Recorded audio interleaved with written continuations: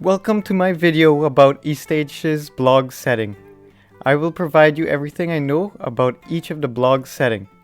In this video, I'm going to show you how to get to your blog from the editor, the blog settings, and the blog post settings.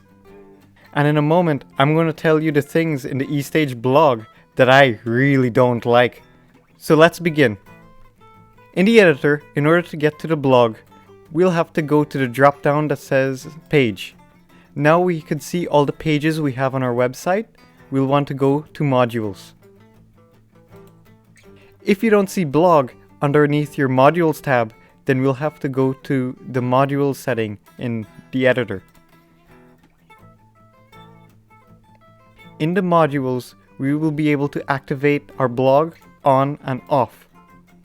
Once it is activated on, we'll be able to see it in the modules dropdown.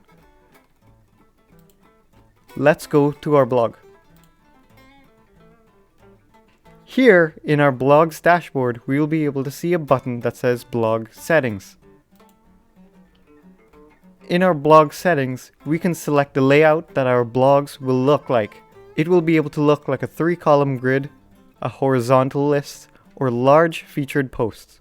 And we can include a sidebar or not. For our colors, we can set our blog to be in a dark theme or light.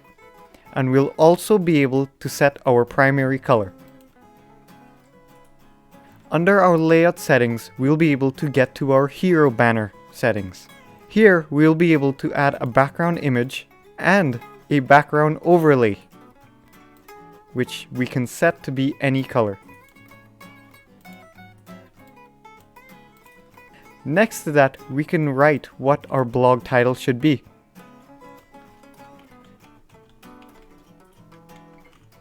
We'll also be able to set the font, the size, and make it bold if we want, as well as our alignment. We can do these settings for our tablet version and mobile version also. Each one could be different.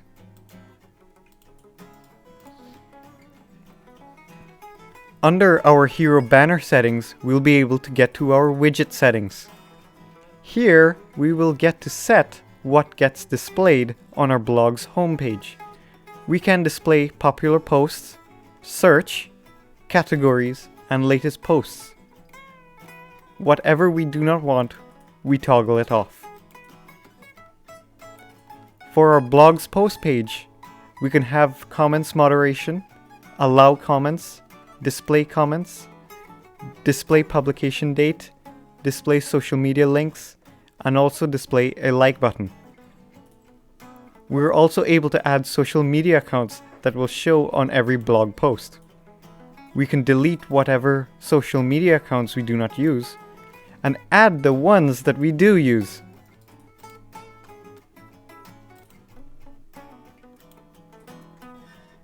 Under our widget settings, we'll get to our advertisement banner settings. Here, I have no idea what this thing actually does, so I'll skip to the next thing. And under our advertisement banner settings, we have our blog categories. To make a new category, we simply hit the Add New Category button. We enter a name.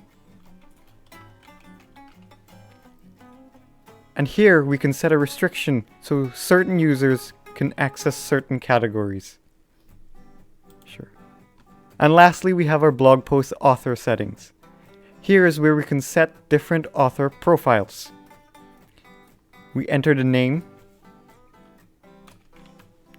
image, and email address. And to save our settings, we hit the blue Save Settings button. And now we can hit the Go Back button to get to our blog.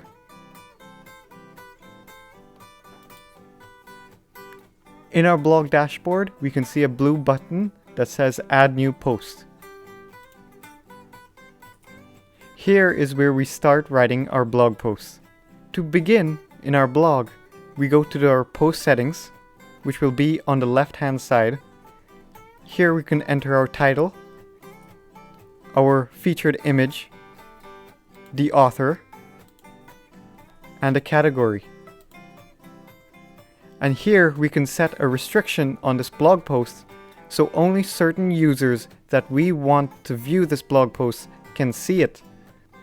We'll also have social settings where we can show the date, show likes, allow comments, and show social media links.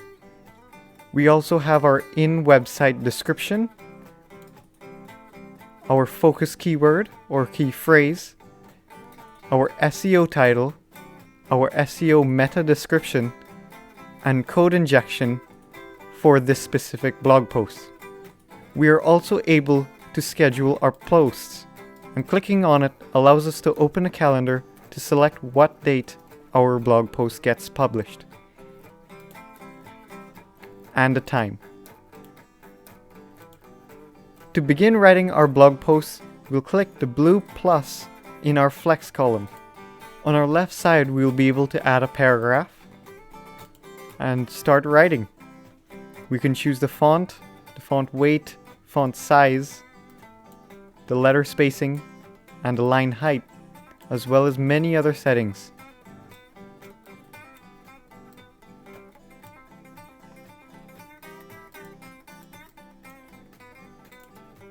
Once we are done with our blog, we can save our draft or publish the post. Once our post is published, we can view the post.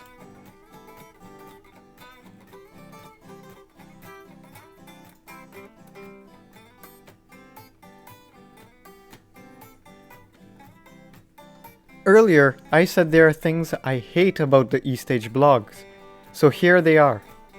The first one is that the date is a little bit funny. The date doesn't accurately show when it was posted. The second thing I do not like is that Google Auto Ads does not place ads in the article, which is not a problem for those that don't use AdSense. The third thing that I do not like is the lack of H5 and H6 headings. So far, I've only been able to see H4 in the subheadline. Normally, when we add a headline and click it to get its setting, we can choose the type of header we want. But in the subheadline, there is no option. The fourth thing that I do not like is that I cannot backdate posts, which does not seem like a problem. But when I transferred one of my blogs to Estage, all my old articles now had new dates. The fifth thing that I do not like is that I'm unable to change the URL path and redirection of blog articles. I don't know how to do that yet. Let me know in the comments below if you have some things that you do not like about the Estage blog also.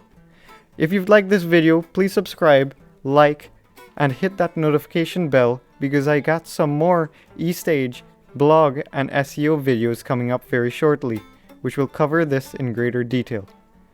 In the next video, we're going to cover Estage integrations and have a more in-depth look at the dashboard.